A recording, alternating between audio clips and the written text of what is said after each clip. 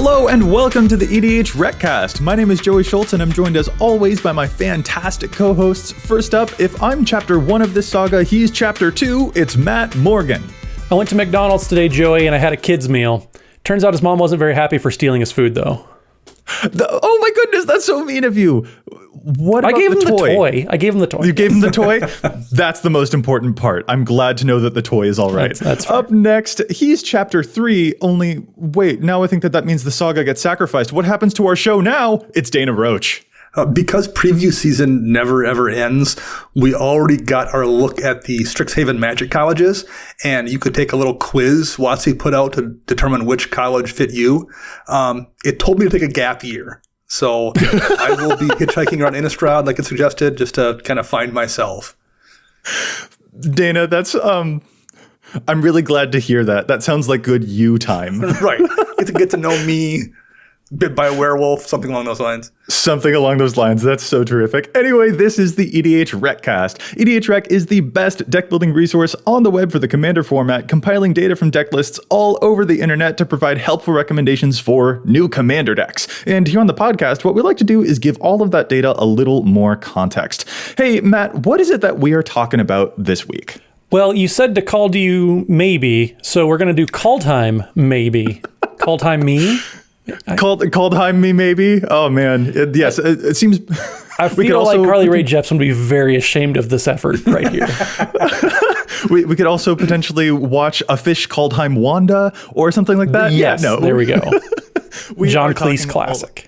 All about Kaldheim. Kaldheim is an absolutely insane set. There is so much going on in that set that it almost has a bit of an eldritch feeling to me, where like to try and gaze upon it and understand the things going on there, it is too overwhelming. So we're going to do our best to go over what is currently the reigning cards from the set so far. What is the most popular stuff that we're seeing impact the Commander format thus far? But before we get to that sort of pseudo backtracking set review, as it were, we're going to take a brief pause to thank the folks at the Command Zone podcast who handle all of the post-production work on our podcast here. They make it look as awesome as it does. So thank you all so much. And you know what? We'd also like to thank our sponsors for the show too. Yeah, the EDHRECast is sponsored by Card Kingdom and a TCG Player. We've seen a pretty huge spike in a lot of singles prices lately, and you can take advantage of that by buy listing those cards to Card Kingdom, and then use that credit to pick up the singles you want that we're going to talk about here tonight from Kaldheim. TCG Player also has a pretty deep list of singles, anything you want, any condition. They've got it and can get it to you quickly. So just go to EDHREC and click on the card in question, choose the vendor link down below, and pick the card. Doing so supports both the site and the show. And if you would prefer to support the show directly, you can do so over at patreon.com/EDHRECast. We have all sorts of tiers available, whether you want to look at the challenge stats that we've done over the past several episodes, you want to maybe get the shows a day early even. We have all sorts of tiers available for patrons over at patreon.com/EDHRECast. We even have a special tier where we shout out a very, very special patron every single week. So this week we do want to give a hearty and healthy and huge shout out to Friedrich Strube. Thank you so much, Friedrich. We appreciate your patronage over at patreon.com/EDHRECast. Thanks very, very much, Friedrich. All right, fellas, let's try and get into the stuff going on in Kaldheim right now. Right off the bat, I feel like we need to make it clear this episode will not and cannot be comprehensive about the entire set. We're going to go in a rough order of popularity with what we're seeing so far, but that means we will miss stuff because, guys, there's so much happening in Kaldheim. It's insane. I mean, trying to be comprehensive about Kaldheim is like trying to be comprehensive about partner pairings. There's too much for us to feasibly go over everything. Like, we would need a extended director's cut Lord of the Rings trilogy time span in order to really knock everything out.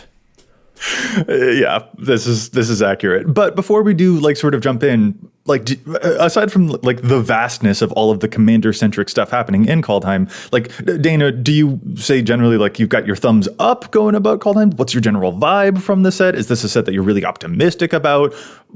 Set the tone for us. I'm somewhat optimistic. I'm exhausted a little bit.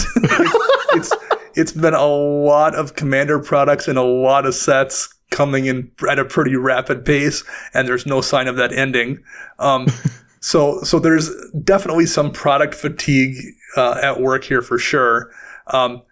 So I like the set, but it's just I still haven't entirely mentally processed all of it yet.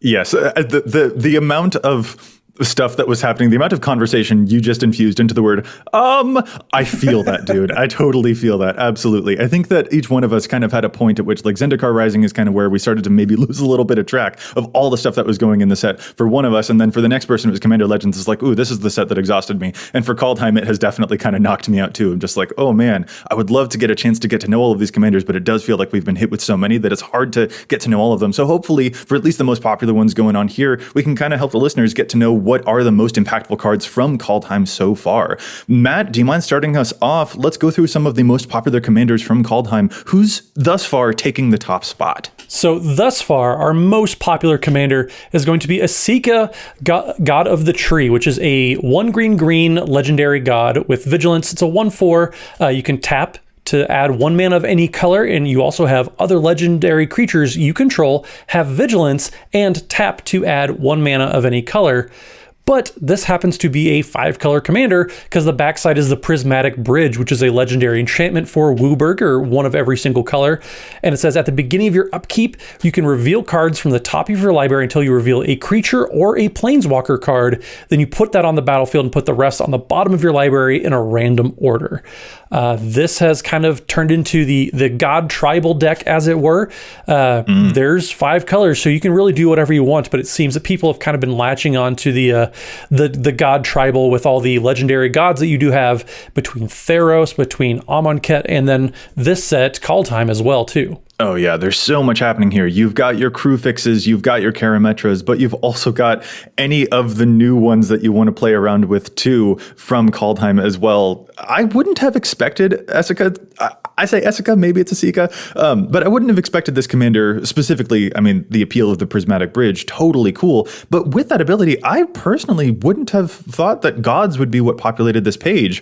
I totally get why it makes sense. It definitely fits in with all of this stuff going on from this set, but I fully anticipated Eldrazi to be the thing that this commander would be doing and spitting out for free every turn. You know, Eldrazi didn't really occur to me, but I knew it was going to be popular. People like this kind of effect. They like jamming a bunch of planeswalkers or a bunch of big beaters and getting to play them for free. I don't find it terribly exciting for me personally, but like, I'm not surprised people have found ways to make a bunch of different versions of this deck for sure. I mean, I was kind of expecting it to look a little bit like Joda from back in Dominaria, where it's the 5-color, pay 5 mana, and you can just like cheat out whatever you want. That's kind of what I was expecting the average deck list to look like. Not too much overlap, but I mean, it is cool that at least people finally kind of attach themselves to a god creature type tribal deck, because I think folks have kind of wanted that for a little bit. So having a god creature at the helm of that obviously makes a lot of flavor sense, which is kind of cool to see at least. One of my favorite things about Esika here too is that there's kind of a community-made identity going on that we can see as it has become so popular for God Tribal. Like, it reminds me a lot of Captain Sisay or of Golos a little bit as well. Like, Golos kind of became the de facto Gates commander because of how well he works with lands. You don't have to, use Gates with him, but if you wanted to play Gates, that kind of became the 5-color place to do it. Even though the commander is very, very flexible to do whatever it is that he wants. It's almost like there's too much flexibility, but the community did kind of decide, like, here's a good direction for it. Or Captain Sisay, the 5-color version that is, also became like the place to put the shrines as well. Like, that's not a thing that was directly communicated within the text of those cards, but it's cool to see the way that the community has kind of like psychically converged upon those things too. Even when the text of the card allows for a lot more flexibility, it's nice to see that we've drawn our own lines to see where it is that we want to actually put all of those cool different tropes into very flexible commanders. Well, and with 5-color commanders, there's always the turn it into a good stuff kind of deck. And Golos, to an extent, probably suffers from that the most. But having an identity, like you pointed out, Joey, to Esika, like, yes, it's kind of the god tribal type of commander. I like that point that you kind of drove home there is, yes, you can do anything that you want, but the community is kind of coming together and making this kind of the god tribal face tribal commander. Yeah. I will say I'm not a huge fan. I've commented on this before, but I have not loved the monocolor commanders that are essentially 5-color we've got in the past, whether it's Sisay or Kenrith, because I feel like they make things a little bit too easy for you in a 5-color deck and then give you a really big payoff. And yes, you have to spend 5 mana to cast the Prismatic Bridge, but the payoff is really huge here too. I think the thought process there is, if you're playing a 5-color deck, the difficulty of that should give you a big reward. And I feel like the reward for playing a 5-color deck is you're playing a 5-color deck. You have access to literally every card. I don't know if you need to have a really souped up commander, and they seem to be leaning a little harder than I would like in giving you big rewards for playing 5 colors. I can sort of understand that too.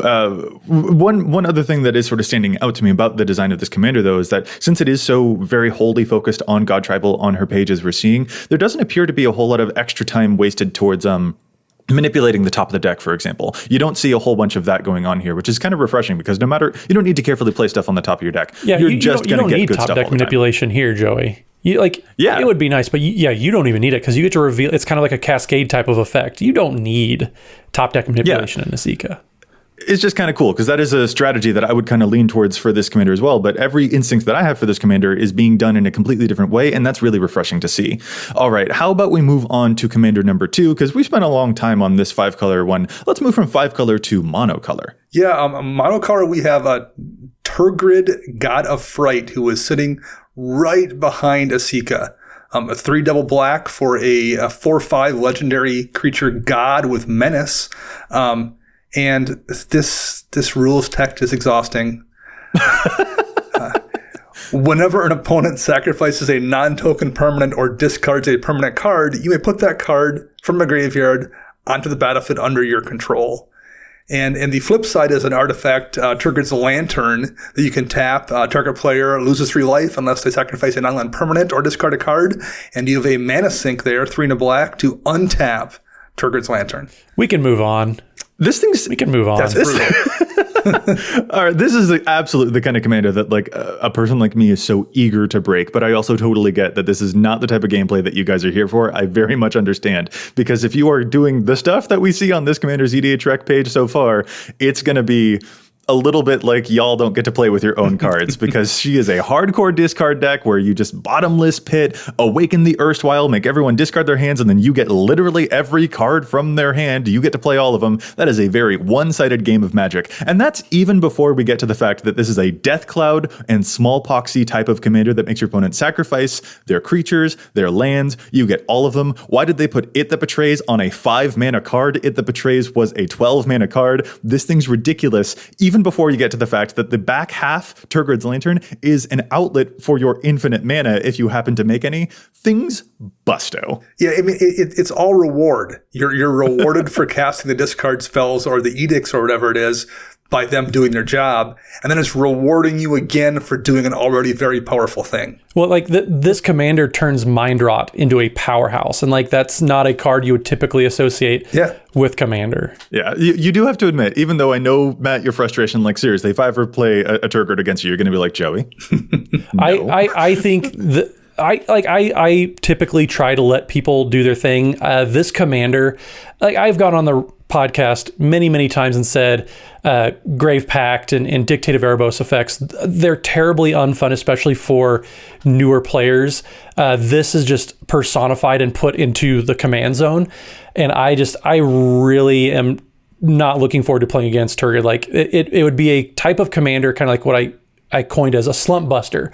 Play it once every few weeks, get it out of your system, but let's have people, the other 3 people, keep that in mind. It's just not a very fun type of commander. I'm not looking forward to playing against it, and I probably will excuse myself from a lot of games that it's going to be involved in. Now your play group might be into that. There are people that want to fight through this puzzle. I totally get that, and no disrespect to anybody who wants to deal with it, because I totally get how that can be fun. But I would say, if you're sitting down with strangers, 90% of the time, they are not going to want to play against a stack. Yeah, I've never solved a Rubik's Cube, and this is that type of puzzle that I don't I personally don't have a ton of interest in, like Dana said, if this is the type of games that your playgroup goes for, that's amazing, and I want you guys to all have fun with that. Playgroups should have their own identity, but I know just me personally that this isn't what I'm looking for in a Commander game. See, it's the kind of thing that I am like, I'm fine with my Gravebacks. That is the type of puzzle that my typical playgroup is totally here for, but it is not the kind of card that I'm going to force you to play against. And even if, Matt, even assuming it's just this thing with the smallpox is absolutely insane. This thing stealing enemy creatures, why is it doing that? This is totally insane. But even then, Matt, you got to admit that the synergy that Tergrid's got going on with a very popular card in her deck right now, Gaia Reach Sanitarium, which you can activate to make everyone draw and then discard a card, you got to admit that that's pretty classic. That's funny. But then you look at the rest of the deck, and I roll my eyes at this. All right, fine. Take us to the number 3 most popular commander then. I will take us into the number 3, which is one that I already submitted a challenge of stats on a couple weeks ago. Orvar the All form, which is 3 and a blue for a legendary shapeshifter with changeling. Whenever you cast an instant or sorcery spell, if it targets one or more permanents you control, you copy that permanent and you put a token on the battlefield of it. And then if you discard a copy of Orvar somehow, you also get that make a token effect there as well. Also happens to be a 3/3, not that that's super relevant, but this isn't purely just a clone type of deck. There's a lot of different things out there, some very cool things doing kind of the land manipulation out there as well. Spells that can target lands, as mono blue being the ramp powerhouse that it traditionally is always. Yes, of course. Actually, mono blue in Orvar decks find ways to actually be fairly good at ramping, believe it or not. Oh yeah, all of those tiny cantrips that you can target one of your own things, like a change the color of target permanent or untap target permanent or whatever. Targeting your own lands will ramp you, and that is what makes it so hilarious to see that 48% of people so far are playing lands like Cloud Post, which care about you having other Cloud Posts, which you don't. This is a singleton format. That's not traditionally something that happens. But when you're making as many copies of the Cloud Post that you can with those little cantrip spells, that mana adds up quick. This is a commander that lets you be very creative. In a lot of ways, it's the opposite of Tergrid, where you're on a really narrow path. And I feel like every Tergrid deck you see is going to look like every other Tergrid deck you see. That is not the case with Orvar. I think there's going to be a lot of different variants in how people build this and the cards they run based on what weird, crazy things they want to copy and do. So, very, very interesting. And I think this is a really slick design, even if it maybe did entirely obsolete Mistform Ultimus. So Dana, I want to get on board with what you just said there, but the data that we've collected so far, I don't think supports what you just said. Well, just because you can doesn't mean people are. Yes, I think that's the important point. There is a lot of diversity, a lot of flexibility, a lot of cool stuff that you can do with Orvar here, but quickly we've sort of revealed, by collecting the data, we've kind of seen that folks have revealed this to be basically a combo deck, because if you use those tiny cantrip spells on cards like Peregrine Drake, you'll untap your lands, and a lot of those tiny spells are things that have buyback. Stuff like Whim of Volrath, for example, or Mind Games. They're little spells that target your thing that you can buy back immediately, and repeatedly targeting a Peregrine Drake is going to refund all of the mana so you can do it infinitely. That will net you infinite mana. And with infinite mana and a spell that you can cast infinite times, you will get not only infinite Peregrine Drakes, but also infinite of every permanent that you control. That's a combo and a half right there. Yeah, but mono blue doesn't have haste, so what is it going to do for you? It don't need haste. All it can also works. probably draw its entire deck with these little cantrips and then get a bunch of counter spells or a bunch of... It's a combo deck, yeah. And I mean, it's fun that it's doing it in a way that we really haven't seen before. But at the same time, I mean, there's a lot of fun stuff you can be doing with Orvar that isn't just infinite combo related. And I wonder how much that will also change when the next mono blue combo deck comes out, because those tend to be decks where people chase the next good thing, and when the next thing does eventually drop, I would wager a lot of those decks become that next cool combo deck, and we'll get left with the people that are building their weird oddball Orvar decks. So the data I would wager looks much different 2 years from now. Good point. Dana, do you want to take us to number 4 now? Number 4, we have Magda, Brazen Outlaw, 1 in a red for a Dwarf Berserker. Magda is a 2/1 and gives other dwarves you control +1/+0. Whenever a dwarf you control becomes tapped, create a treasure token, and you can sack 5 treasure tokens to search your library for an artifact or dragon card and put it onto the battlefield and shuffle your library. Dwarf Berserker, that's pretty cool to start with. It does buff your dwarves, so that's useful as well. But the big thing here is whenever a dwarf you control becomes tapped for any reason, attacking or what have you, you get a treasure and tutor off those treasures. That's a pretty interesting card. Yeah, I'm really enjoying the design of Magda, especially give me a 2-mana commander all the time. Like, it's really cool to see what they can push at that mana cost. But this is also a deck that is torn in a lot of different directions. It is trying to be dwarf tribal, dragon tribal, artifacts matter, and treasures matter all in one deck. But it does seem to be navigating that push and pull really, really well. There's a lot of strange 1-mana dwarves that aren't hugely impactful, but they're just treasure collectors. Because then there's a bunch of really cool dragons that we're already seeing populate Magda's page that are going to be awesome to just bust out onto the battlefield for free. Yeah, I mean, just because you can be doing a lot of those different things that you mentioned, Joey, doesn't mean you have to. And I think a lot of players are kind of focusing on one or the other. It's got a really good balance. I think the really nifty part is that 77% of decks are playing 7 dwarves, which is that's just art. That's just wonderfully played by the community. Props to everyone out there. And you know, thematically for like his lore reasons, as far as dragons are concerned, WotC has in the past printed more than a few dragons that have some kind of interaction with artifacts to kind of represent the dragon horde. And so that kind of plays in with this as well. Like you want to go maybe fetch some giant dragons, but there's dragons you can go fetch that do artifacty things that then still synergize with the dwarf and treasure things you're also doing. Yeah, very much. I will say one thing that does kind of stand out to me is that so far the data we've collected does seem to focus a whole lot on the dragon, the cool dragon stuff as like the payoff for Magna.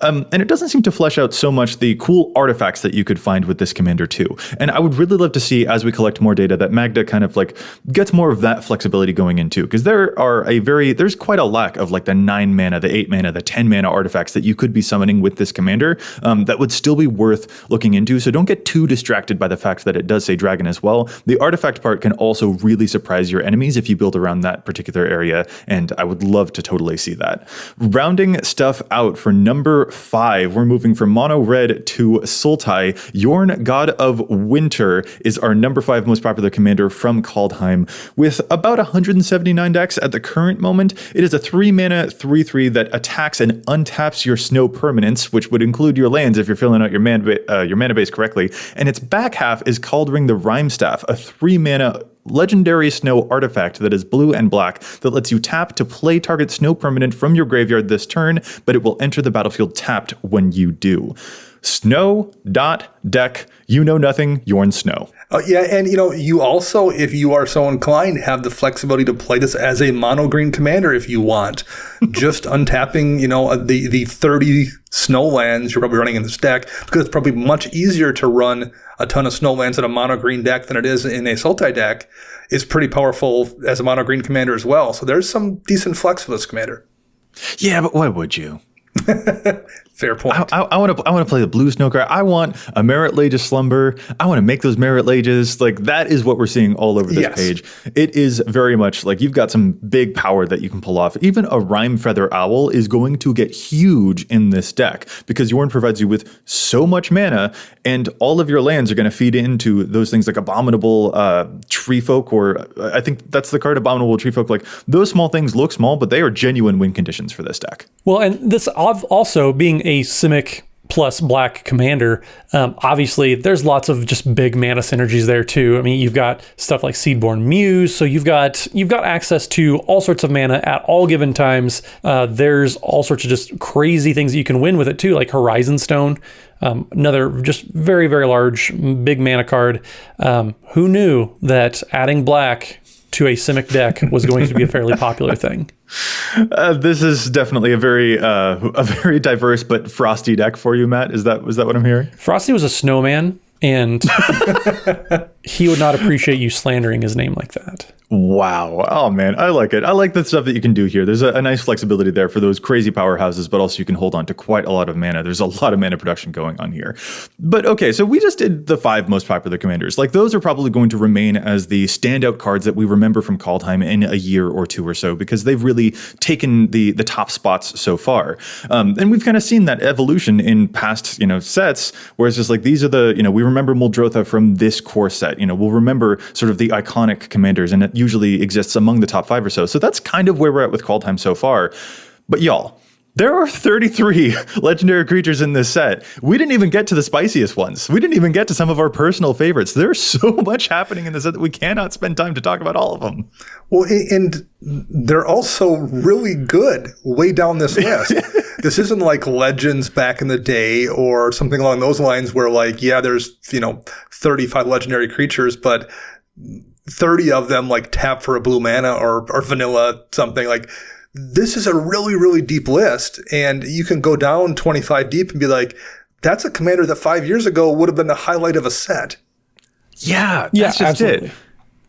Like, the worst commander from this set is still going to be like the best commander from another set. Remember those sets when we used to get like 2 legendary creatures right. from any given set? Remember the years? There would go some years where we didn't get 33 legendary creatures across the entire year's worth of sets. And then this set has just like accidentally got a bunch of bonkers uncommon commanders. Do you guys have any standout favorites that are not among the top 5 but that like you think really deserve a solid mention here?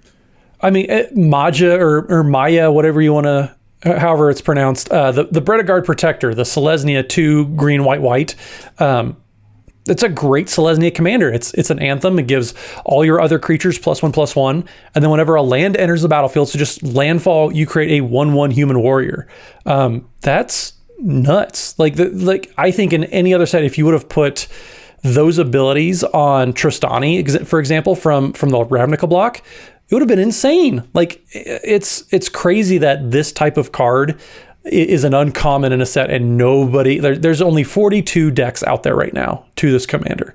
That's just like the type of impact that like a very sweet Selesnya commander is having right now. Yeah, that's like 21st on the list, and it's competing with not just Kaldheim, but also other landfall commanders from 2 sets past, which was only like 2 months ago or something. Like, it feels like Kaldheim is the set of Avalanche for commander. There's so much spice happening. It's literally an avalanche. It's on theme.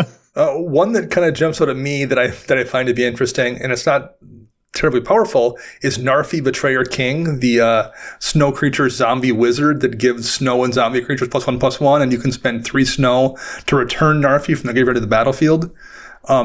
It feels like such a throwback commander. Like, if Innistrad was called Winter of Innistrad and it was a snow set somehow, this would have felt like something we got in that era where there was usually some kind of a random tribal commander in there that you see and go, oh, this is the perfect Dimir zombie commander for me. It's just very much a solid throwback card that feels almost out of place here in like how kind of square and just even keeled. It's the Volvo of zombie commanders. It's boxy and reliable. It does seem very traditional in its design, yes. And I do agree, Dana, like, this is a fine commander, but like in a set like Kaldheim, right. There are 28 commanders above it. And it's a quarter. Like, we've had other commanders like this that were like $10. Yeah. Oh my goodness. I'm going to shout out my favorite one here, which, using your analogy, is like maybe the Toyota of Rakdos or something like that. I love Kaldor Doomscourge, and it breaks my heart that he's like barely 15th on this list. Kaldor Doomscourge is a 4-mana 4/3 demon berserker who goads all of your opponent's creatures when he enters the battlefield. This is Disrupt Decorum that you can blink, that you can sacrifice and reanimate. This is the type of chaos, the type of safe pillow 40 chaos that I can imbue upon the rest of the battlefield and then just sit back and no one can touch me. I am ecstatic about Kaldor. He seems amazing. I want to pair this with the Conjurer's Closet so badly right now. I love this thing, and it is an uncommon that is so far down the list, but it is one of, I think, the best Rakdos designs I've seen in a long time. I'm so ecstatic for this card, but it is just getting completely overshadowed by all of the other stuff that this set is up to. Well, and it's funny that we all pointed out 3 uncommon commanders triggers, which like, first off, 3 years ago, getting legendary creatures at uncommon would have just been absolutely sacrilege, but also like they're really cool designs that are just getting pushed down by all these other like enormous effects. So, friends, that was a lot just for legendary creatures. And again, we barely scratched the surface. But if we were to talk about all of the legends, we would be here, Matt, as you said, like a Lord of the Rings sort of situation. So how about let's take a brief pause from all of the legendary creatures in the command zone and challenge some stats. Challenging the stats is one of our favorite segments here on the show because there's so much data on EDHREC, but we don't always agree with all of it. Sometimes we think the cards see too much play or too little play. So what we'd like to do is challenge those stats here. Dana, do you mind starting us off? What's your challenge this week? My challenge is Path of Ancestry in Maelstrom Wanderer decks.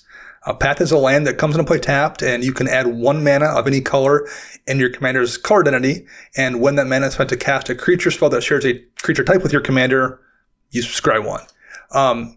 So we talked earlier in the show about maybe not needing to use top deck manipulation when you're cascading. But in this case, aside from the land coming into play tapped, it fixes in a 3-color deck, giving you whatever color you need, and it's going to give you a free scry for no reason when you cast your commander to have a chance to get something out of the way that you don't want there. So the opportunity cost is almost nil in a Maelstrom Wanderer deck. To get rid of a card that you don't need to hit with your Cascade trigger, and it probably should be in more than just 1% of decks.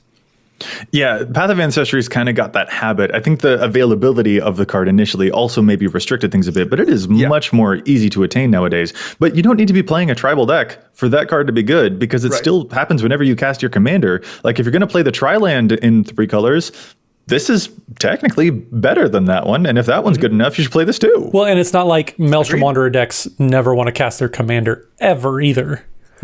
Right.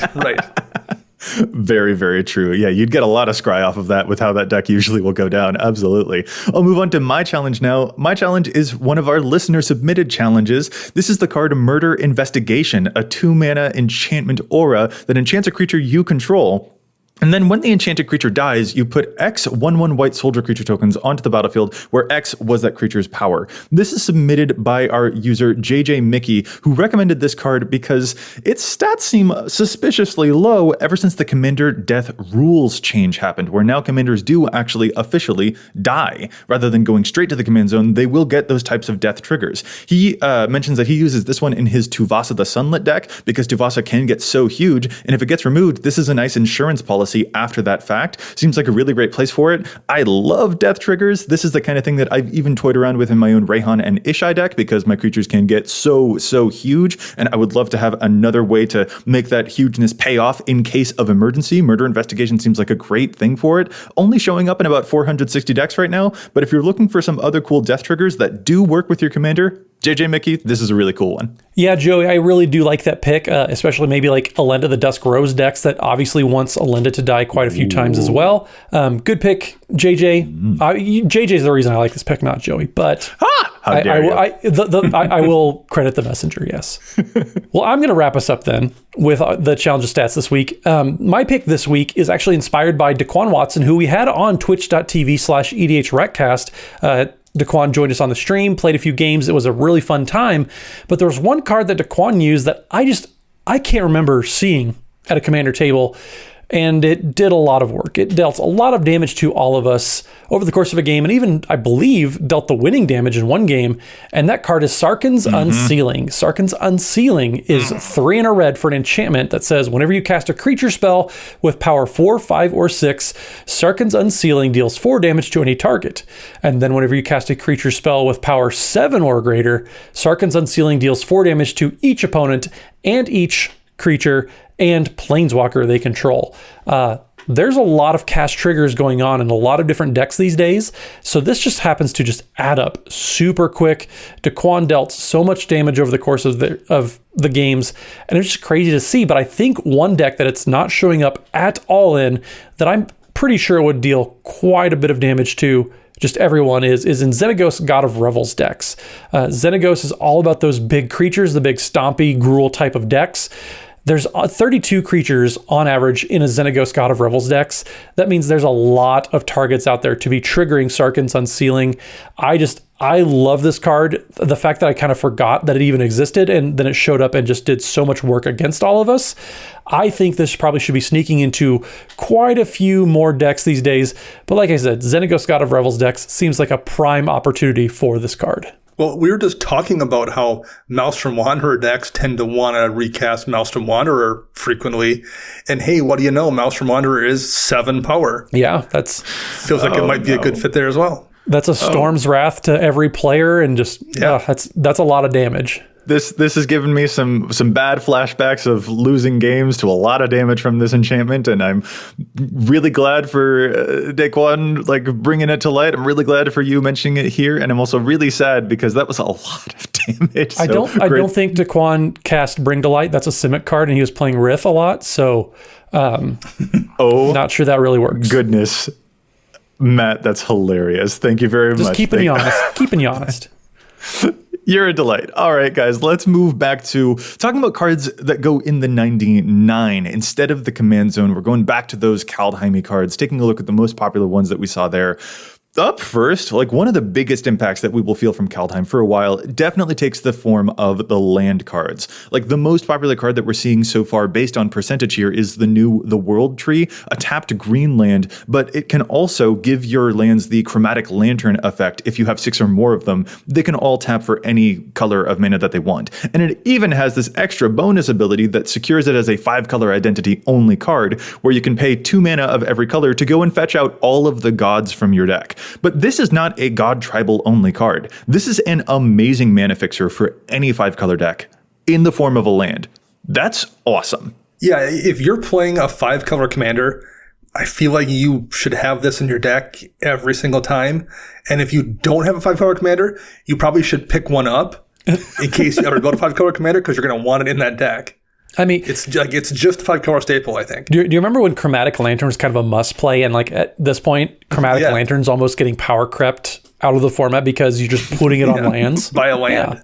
By land. Oh no. Yeah, this thing's absolutely bonkers. But that's not the only impressive land from the set so far. We've also got the finished pathways. They're falling around like between 19 to 17% adoption rate so far, but that's also sort of about where the Zendikar Rising versions of these lands also fell. So we can look forward to those seeing a good deal, a good chunk of play coming up in the future, especially in 2-color decks. Yeah, I like the pathways. Yeah. Anytime we get a dual land that comes into play untapped, especially when it's like $3 is what a majority of these are. Like these are just good budget pickups.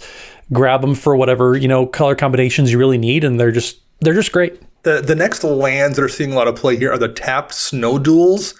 So those are the lands that come into play tapped, and they have both land types for each possible pairing, and they're snow lands. So they range in popularity from 20% adoption for the green-blue one to 8% for the Boros one, which seems statistically correct based on what we've ever talked about in the past. Indeed.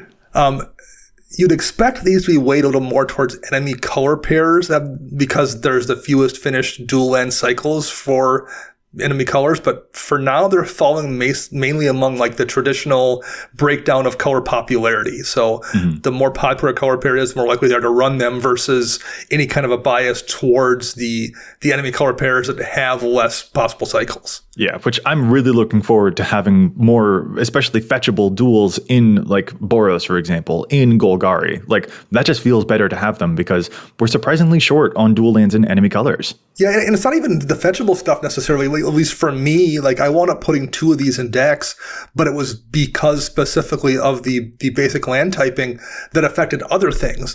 Being able to have another dual and it's also a swamp made a difference in my deck that has pestilence effects that require swamps to do things. And I wound up putting the Gruul one in my Mina and Dag landfall deck because there's things there that care both about forest count and about the mountain count. So that wound up being a much bigger deal for me than just the ability to go fetch these. Yeah, the being able to be fetched, like I don't think that impacts all that many players. Like they're a nice budget option if you're needing them and need an extra one, but at the same time, this also is probably in those situations probably like the 3rd or 4th land cycle I would go to if we're trying to get fetches.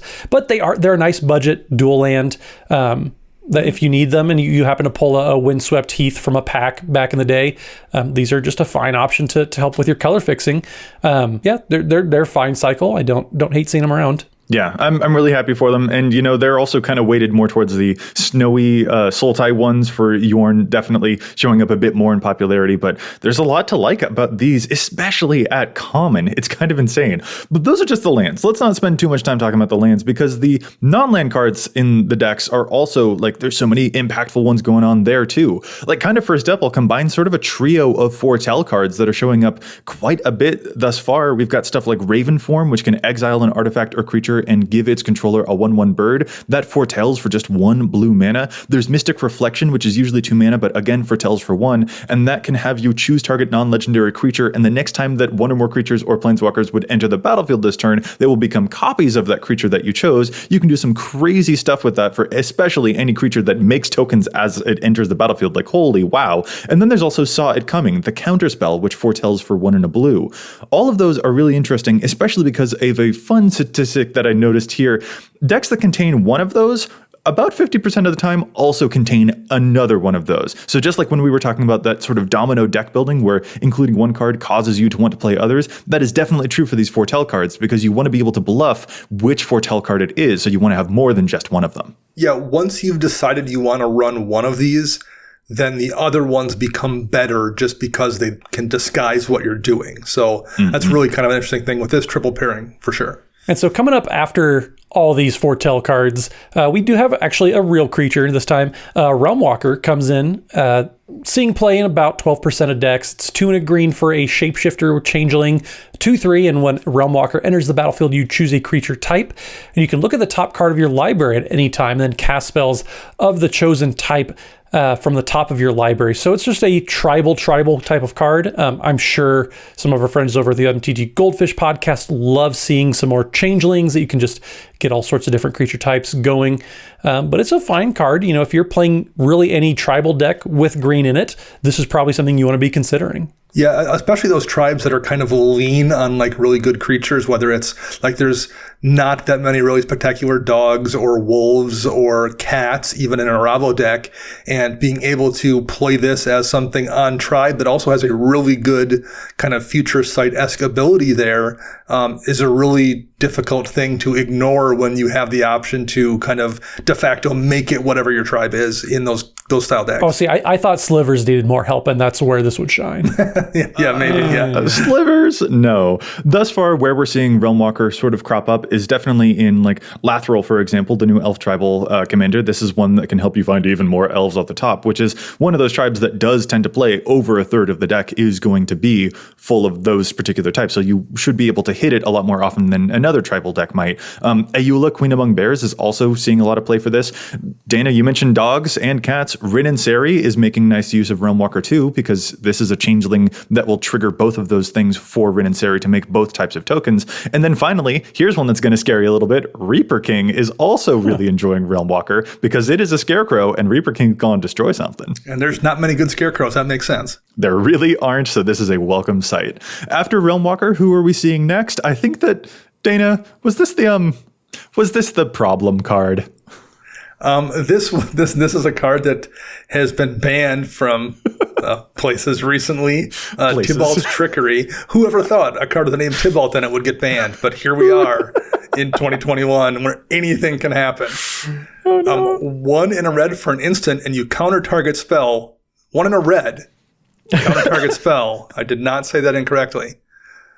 Choose 1, 2, or 3 at random, and its controller mills that many cards, then exiles cards from the top of their library until they exile a non-land card with a different name than that spell. They may cast that card without paying its mana cost, and then put the exiled cards in the bottom of the library in a random order. So you're polymorphing a spell, essentially. That's interesting, and it's really efficient at 1 in a red, and it's red. There's a lot going for this card for sure. I mean, I will absolutely counter your Cyclonic Rift, even if it means that you get some big 7-mana creature in play, because I don't want you to cast a Cyclonic Rift. Even if he gets a whelming wave off of it. Right. How dare you, Matt? Especially if you're not in blue. Like if I was playing an Izzet deck, I don't think I want this at all. But if I'm, playing Rakdos or something, when you don't have a lot of options sometimes to deal with various different card types, that seems really a really good way to solve a problem that if it hits the field, you are not going to be able to solve at any point. Yeah, it's just a Chaos Warp type of counter spell. It's that type of way to get around it. It's a fine card. I know there's some people kind of doing some degenerate stuff with it, but like we said, that's for modern. We'll leave them be. Yeah, no, Tybalt's Trickery, Dana, just like you mentioned, is so far most common in mono red and in Rakdos decks thus far, which is a good thing to see. Is like that is the applicability. This is a very defensive card that does something absolutely zany, and it is getting very, very much good use out of itself from there. Moving on, we also see somewhat popular cards like Binding the Old Gods, a saga, 4 mana that is a green and black saga that destroys a non-land permanent and opponent controls, searches your library for a forest card and puts it right into play, and then also can give all of your stuff Death Touch. This is a simple enchantment, but it being recurable and, stuff like Muldrotha, for example, is giving it a bit more popularity. Plus, a lot of those creature types that can get big and get trample are eyeing that Death Touch ability on the final chapter a little suspiciously and a little dangerously. Yeah, Binding the Old Gods, you get so much mana value out of this one card. It's super great. It's a kill spell. It's a ramp spell. It's a way to get rid of blockers or at least scare people away from blocking. It does so much for an uncommon. Like that's just kind of the theme of this set. Like there's so much going on every single card. Yeah, I mean, it's essentially a Maelstrom Pulse that's going to sit around for 2 more turns and give you more value. And Maelstrom Pulse is a pretty good card. Especially if you can proliferate this thing or remove counters from it, which is a thing that a lot of decks, especially in these colors, are going to be able to do. I would watch out for that. Of the removal spells that black and green tends to get, stuff like Death Sprout, I've definitely been kind of like, I'm not sure if I have room for some of those, especially at 4 mana. But the manipulation that you're able to pull off with this, even when it is sorcery speed, is actually very impressive. Let's see who's coming up next. Hey, is that another Tybalt card? That seems like another Tybalt card. I might be wrong. It could be a lie, maybe, about this card. It looks to be Tybalt that we're talking about again for being good. It's a mystery to me too. I don't quite know how to parse. We're not used to saying good and Tybalt in the same sentence. Yeah. It's strange. Yeah, we have Valki, God of Lies, 1 in black for 2/1 God. And when Valki enters battlefield, each opponent reveals their hand.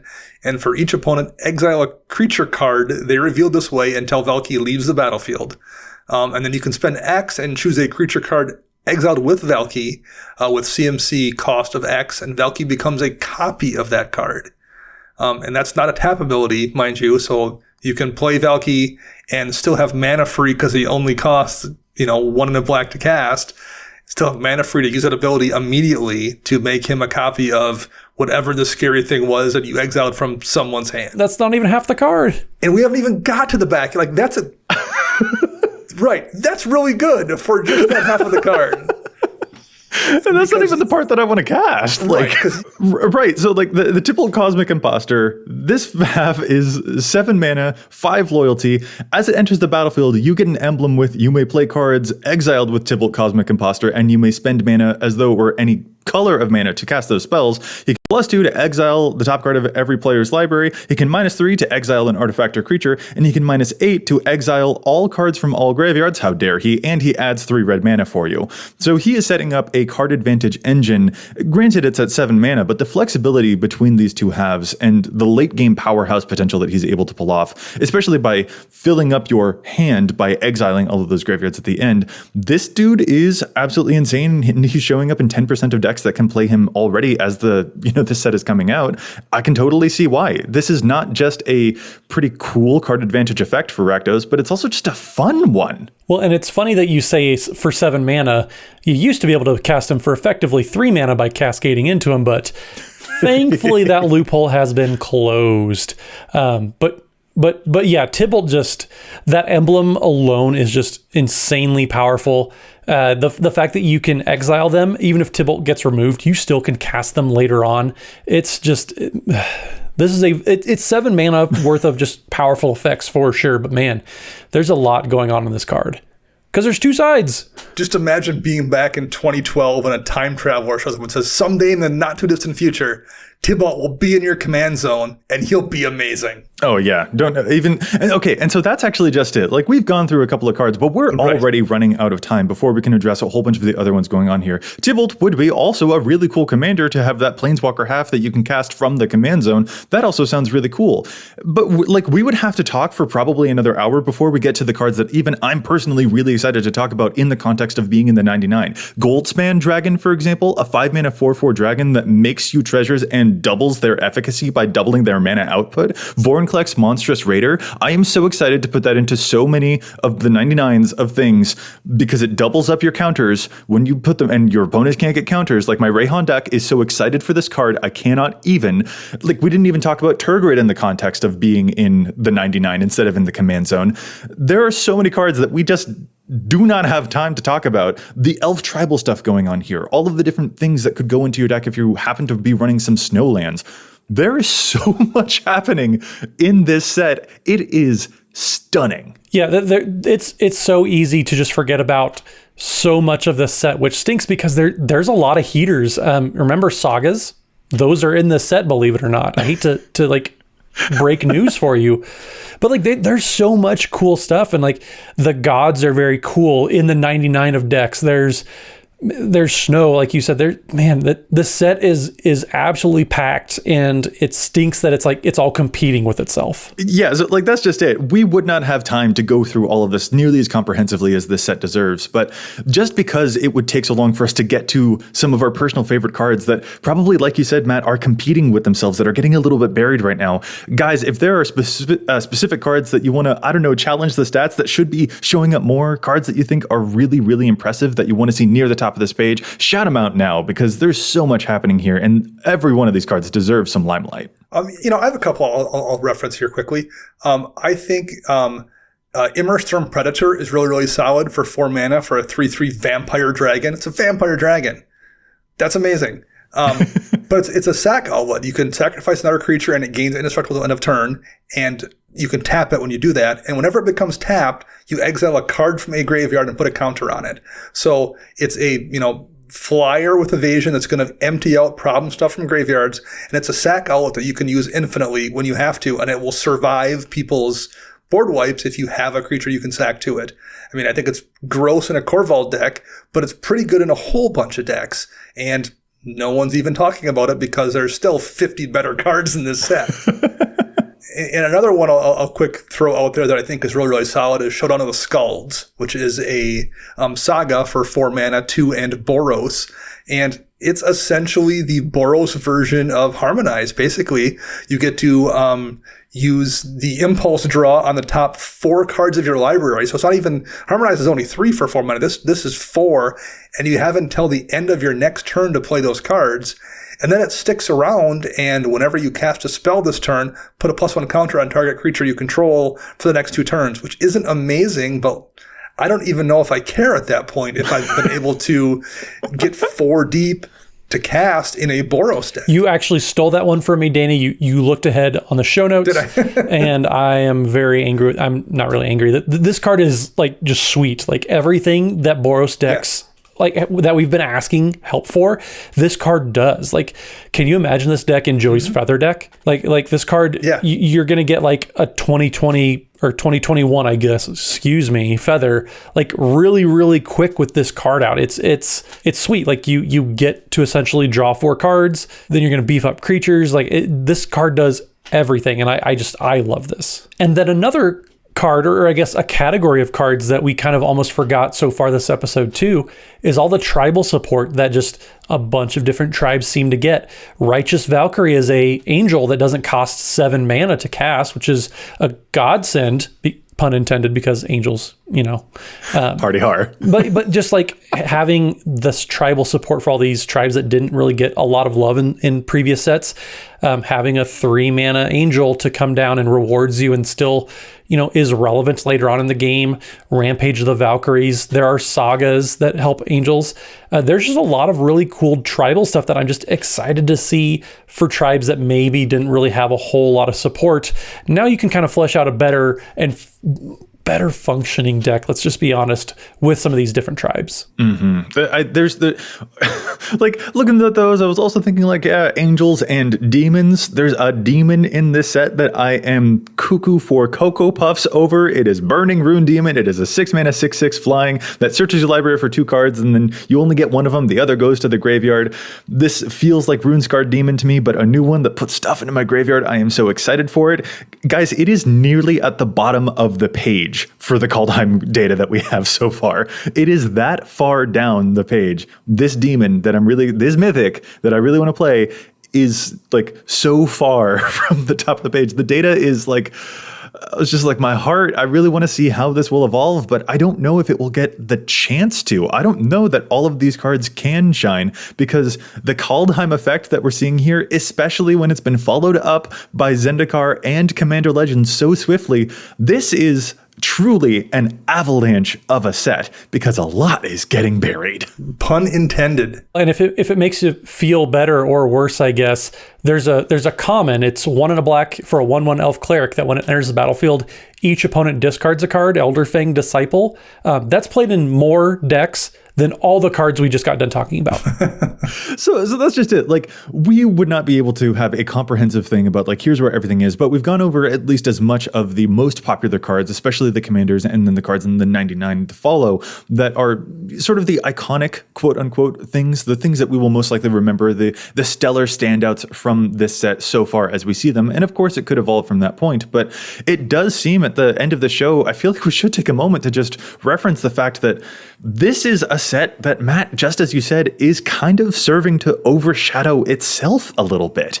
Yeah, there's so much going on here. Like it's so hard to fully kind of grok everything that's going on. Like I sat down, opened up Scryfall and went through the set spoilers because I was trying to update my decks, and like it felt like work. Just trying to keep track of everything. Like I personally got discouraged and gave up. Like it feels like this set, especially on the back of Zendikar Resurgent, Commander Legends, the year that was 2020, just with all the commander cards, it feels very forced upon us. And it like maybe the hipster in me, not quite Dana, but like when something is forced upon me, it makes me not want to do it. And so like I'm kind of disinterested in Kaldheim just because there's so much going on. Like I just want some space to kind of breathe. And I don't know if Kaldheim is really giving that to us. Yeah, and I don't think that pace is going to end anytime soon. I mean, I would be shocked if we got less than 30 legends in Strixhaven as well. So I think this is just the new normal, and our bodies need to adjust. I think it's the commander equivalent of being a trucker on a cross-country run, and we just need to start pounding caffeine and getting used to the fact that sleep is no longer an option. Well, like we talked a long time ago on this podcast about the concept of creative capital. Like we only have so much creative juices to kind of invest in the game, and like I personally, like I feel like I've run out. Like I see all the legends. It feels like there's more legendary creatures than non-legendary creatures, which I don't think is accurate, but like it's just got to the point where like if everything is special, then nothing is special. And like to your point, Dana, like this probably is the new norm. So I agree that it does seem to be the new norm. It's just like, we just got done with the year of the commander. And I'm like, well, what is this supposed to be? Because this feels like it was the year of the commander too. It seems sort of like, Matt, as you were mentioning a while ago, like, is this going to be the decade of Commander? Because that certainly seems to be where things are going. And as you've noted, is that it does not give us a whole lot of room to breathe. I think that really where my concern with some of this comes from is like a little while ago, one of our more popular episodes, I think, was like when we talked about just overshadowed commanders, especially from past sets. And we've talked about that Commander Avalanche like we saw in Dominaria that doesn't allow some of the really cool designs to get their time in the spotlight. And Kaldheim is doing that with itself, but it is also doing that to Commander Legends. Like some of the Commander Legend stuff is being overshadowed as a result of how impressive Kaldheim is. I'm not quite dour about all of this. I'm just so excited with the stuff in Kaldheim that I'm not able to focus in all of the ways that I would like to be able to, really. And my concern especially is that I don't I'm afraid of cards being overshadowed from this set because there are really cool designs in the set that could get overshadowed. And when things get overshadowed, it might create an impression for employees of Wizards of the Coast making all these cards that we didn't like those designs that don't have a lot of numbers behind them. But that's the thing. I really like these designs. I think those are really cool designs, but we haven't had the opportunity to show how much we enjoy them because there's so much else happening that's kind of covering them up. And that's what I'm afraid of, that this might accidentally send the wrong message when we really do like it. We just haven't been given the setting so that we can show how much we appreciate them. Well, and I heard jokingly that for competitive formats, for 60-card formats, every set since Commander, or not since Commander Legends, every set since Modern Horizons has been Modern Horizons. Every set since War of the Spark has been War of the Spark when it comes to Commander. Like, if you would have showed a player 3 years ago Coma, the Simic Legendary Serpent, and said, like, this is going to be a card, like, I would have pooped my pants. That card is insane, but it's what, 6th on the list as far as most popular legendary commanders, because we've had so many just insane, especially in Simic commanders, that like it's not really forgettable, but like people just don't seem to care as much because we've kind of been conditioned. Like, and I agree with your point, Joey, that some of these designs, some of these cards, like they are super cool. Like Bergi, the mono red commander that gives you mana whenever you cast a spell. That's a really cool, like there's a lot of potential there. And I think if this would have been released 3 years ago as well, like I think the popularity of that commander would have been significantly higher and obviously less overshadowed if we would have gotten it just in the times that were before this kind of current design age. And I'll say one benefit definitely of this kind of paradigm we're in right now is, a few years back, if we got the new commanders from whatever set it was and you wanted to build something and you look at the list, like, well, there's these 3 or 4 that are kind of interesting or decent. But everyone's going to build those 3 or 4 interesting or decent commanders. And then down the list, you get like ones clearly made for draft or standard that don't do anything in our format or aren't interesting or decent in our format, that left you with very few options. Today, you can go 30 commanders on that list and be like, all right, no one's playing this. This will be something interesting, and still have it be a fun commander that you can build a cool deck around, and have it also not be something someone else around is going to be playing because they've had to choose between the other 700 options we got in the last 12 months. So that's a positive as well. It's just a little bit exhausting, particularly when you couple that with the fact that no one's left home in the last 11 months. Especially that, yes. I mean, that makes a difference too, I think. Not like, because I'm again not dour about this, but I am just like, I really hope that Wizards hears that we still do like a lot of these commanders and these cards, even if their data doesn't look like we like them. Like, that is I want to send that message out. Like, don't take the data to be an absolute thing that we don't like these cards, because we do. They have just been overshadowed by themselves. But another positive that I really want to inject into this too is that with all of this extra stuff happening, especially at this rapid a pace, while Matt, you've expressed that it is kind of tough to keep up with, I absolutely share that sentiment. It is still in some ways kind of nice that it really will increase the variability that we'll feel from game to game. There is a greater likelihood with, this rapid pace, I would say, that when we sit down across from an opponent, they will probably be playing cards that we have not heard before because we've gotten so many hundreds of new impactful ones. And that is something that we did kind of appreciate about Commander, back in the old days, as I'm sure Dana would love to call them.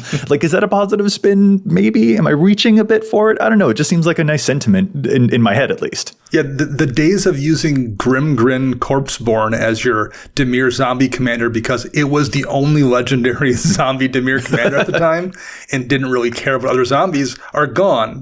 Whatever you want to do, there's going to be an option out there. And that's a really good thing for a whole lot of people. Yeah, that's exactly it. Like, there are totally, like, this is so much, this is the buffet, basically. Like, This is a whole lot. And sometimes we don't always want a buffet. Sometimes we want the more delicately curated meal. Oh, no, I always want a buffet. I always want a buffet. Well, but you're the one who's kind of like, I don't know, Kaldheim seems like a whole lot. So, like, that's all. That's all I'm saying. That is true. My plate is very, very full from this buffet. Yes, yeah, exactly. This is, at the end of the day, for me, like the Avalanche. I keep using that word, and I know that it's a pun, but it really does feel like it. This is one of the most impactful commander sets I think I've ever seen. And even then, we won't even be feeling its full impact. And that's what's both impressive and a little bit terrifying about it. Guys, this has been a whole lot. Kaldheim, me, maybe. If that's still a funny joke after even trying to consume all of that stuff, let's go ahead and call this episode to a close. What do you say? So, fellas, thank you so much for joining me. And if our listeners would like to get in touch with us, where is it that they can find us all? Matt? So you can find me on the Twitters at Mathimus55. That's MATHIMUS55. And don't forget, Wednesday evenings, we are streaming over at twitch.tv/EDHRECast. A couple weeks ago, we had Daquan Watson on. He was an awesome guest. Come up here soon, Ellie of the Veil, a good friend of the podcast. She will be joining us this coming Wednesday, so make sure you tune in there. She'll make sure that she dunks on all of us. She did last time. She probably will again this time. Absolutely. And Dana. You can find me on the Twitter birds at Dana Roach. You can hear me on my other podcast, CMDR Central, and I'm writing articles for both EDHREC and Commander's Herald. You can also find all of us together at patreon.com/EDHRECast. And I'm Joey Schultz. You can find me at Joseph M. Schultz on Twitter, and you can find the cast at EDHRECast on both Facebook and Twitter as well. Plus, if you have a question, you can contact us at EDHRECast@gmail.com. Our thanks will go out once again to the whole team at the Command Zone for handling the post-production work on our podcast here, and our thanks to our sponsors for the show. They are TCG Player and CardKingdom.com. You can find them using the price info links on EDHREC, or you can visit CardKingdom.com/EDHREC, and that shows your support for the show. Listeners, we'll be back at you next week with more data and insights. But until then, remember, EDHREC your deck before you wreck your deck.